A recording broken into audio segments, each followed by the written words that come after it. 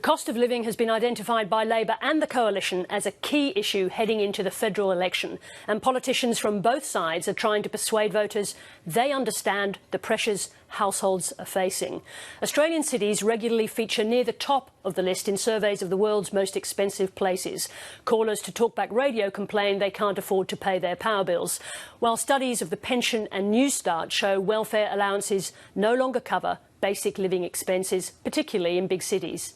Yet, at the same time, according to research by the National Centre for Social and Economic Modelling, disposable income is continuing to outstrip price rises. So are we actually better off than we think we are? Joining me in the studio for his view on that question, Simon Cowan from the Centre for Independent Studies, and in Canberra, Peter Martin, economics correspondent for The Age and the Sydney Morning Herald. Welcome to you both. Now, Simon, I'm going to start with you because if we can't agree on whether or not there's a problem, then the rest of us who don't understand how cost of living works and the economics behind it are in a terrible situation. Are we struggling under cost of living pressures or not?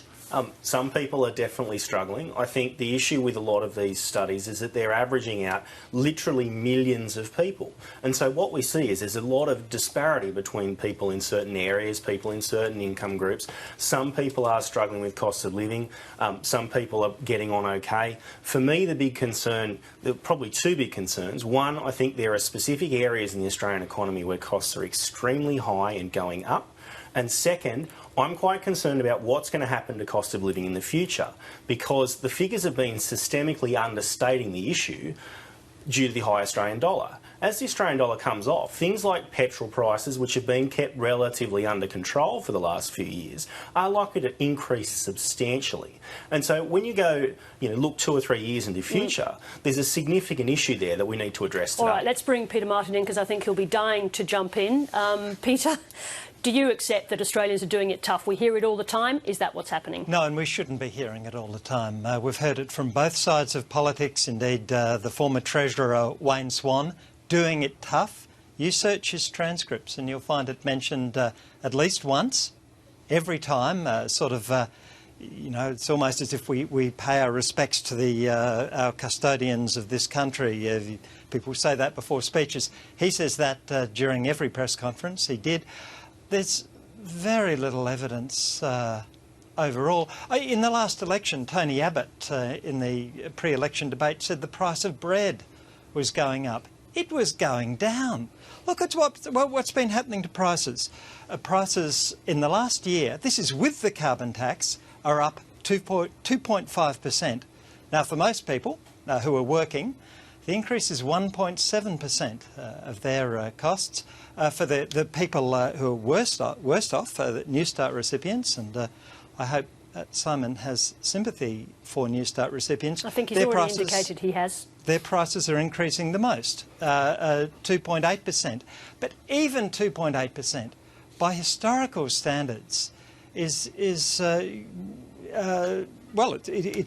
really exactly where the target is. It's true that the carbon price has pushed up the price of electricity.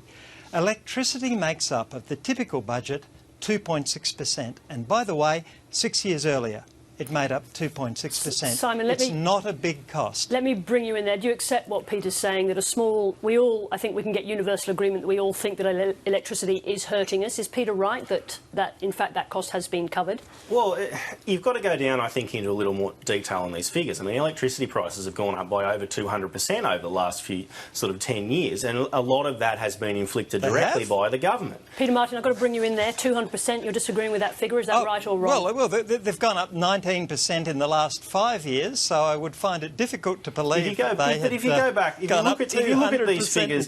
you look at these figures over more than just a year-to-year basis, because that's going to really over half decade, right? In the last half decade, right, one at a time. Peter, you tell us about your half decade, and then I'll bring you back in. Simon, half a decade, Peter. Look, in the last half decade, wages are up 18%. Price of cars down 8%. The price of electricity, it is 80, has gone up 80%. And bear in mind that 80% includes the 17% in the last year, which was the carbon price year. Before that, they were increasing at such a rate that it kept pace with incomes. Simon, sorry, come in, Adam. What Peter's ignoring, though, is the cost of houses, the cost of housing, which is not in the CPI. Well, indeed. Now, let's look at that. Let's look at that. Over that decade. Yeah, but it's also... It may not be in the CPI, but it's measured.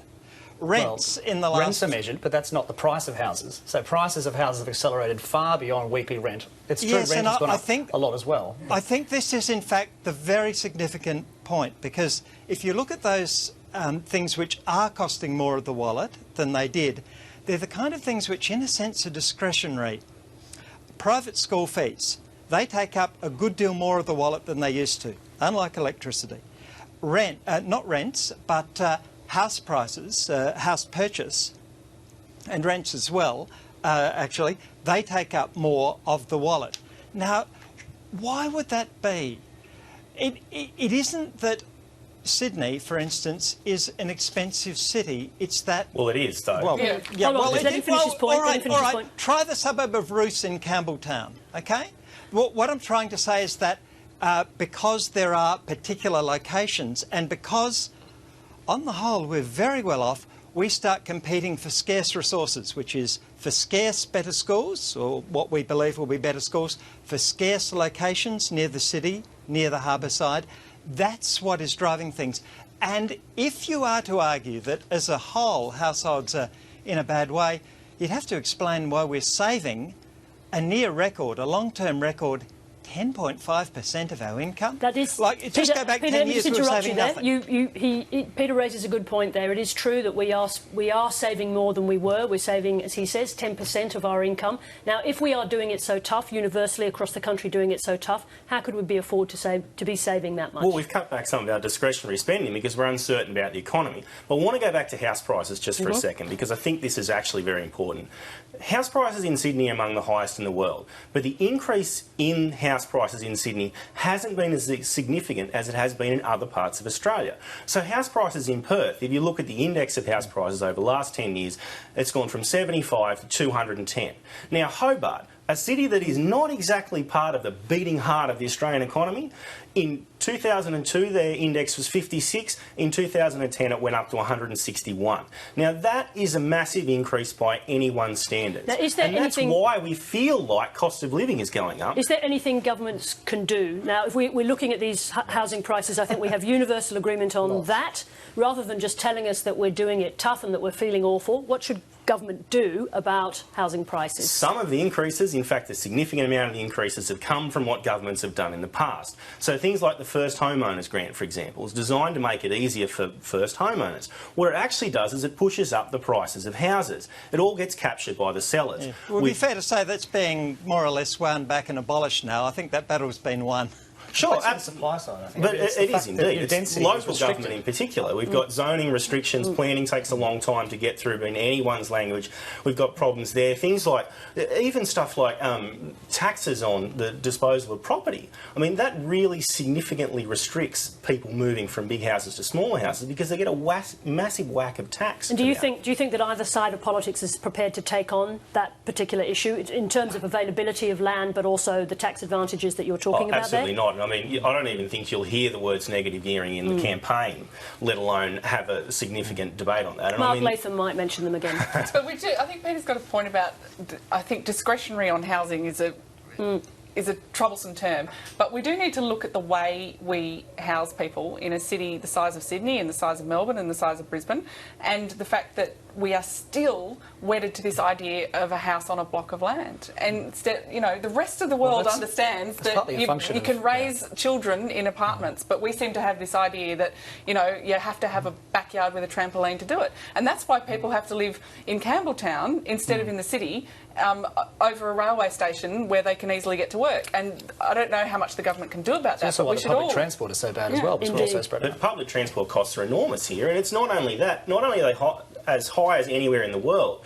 In 2011, it cost the New South Wales government $3.5 billion to maintain the train network, and they got $700 million in fare revenue, despite the fact that fares are considered as high as anywhere in the world. I mean, there's efficiency gains there that would significantly impact that. Let me bring Peter back in, because I think one thing we want to be absolutely clear about is electricity, because it's the one we hear the most about. It's certainly on Talkback the one we hear the most about. Peter, are we right to be whinging about electricity prices? No, we're not. The problem is that we see those bills only once a quarter and we say, "Struth, that's big." The idea is partly to get us to use less electricity, and there's been some progress there. Also to encourage the electricity generators to generate in a different way, and there's been very big progress there. It's hardly an unintended consequence, the rise in electricity costs. The best guess is that the carbon taxes, the Treasury's guess was it's pushed up the cost of living by 0.7%. Westpac has done the numbers on what it believes has happened. It says it's 0.4. The best guess is that when you average it over everything, it's low. But look, some things we can't change except by becoming less wealthy. Now, hold on, Peter, I'm just going to stop you there for a second, because we're going to run out of time soon, and there's one very important thing I want to talk about, which you referred to earlier, Simon, but briefly, there's more coming down the track. What's going to happen as the superannuation taxes come on? What happens next? Well, look, I think there's a lot of stuff that's going to happen, and we are short on time, so I'm going to just focus on a couple of things. One is the impact of the Australian dollar. As it comes off, you'll see the things like motor vehicles and electronic stuff, where we've not only seen massive increases in the technology, but we've also seen significant reduction in protection and the high Australian dollar. When all that disappears, costs are going up. But the other one is things like health costs and education. They are predicted to go enormously high over the next 10 to 20 years. At the moment, the government is covering all these things. That's not going to be able to sustain forever. All right, now, Peter, unfortunately, you're going to have to carry on this conversation via Twitter or come back to us again another day. So that's all we've got time for on The Drum. Thank you very much to the panel, to Kate Fairman, Tori Maguire and Adam Crichton. You can check out The Drum online at abc.net.au/The Drum. See you tomorrow. Good night.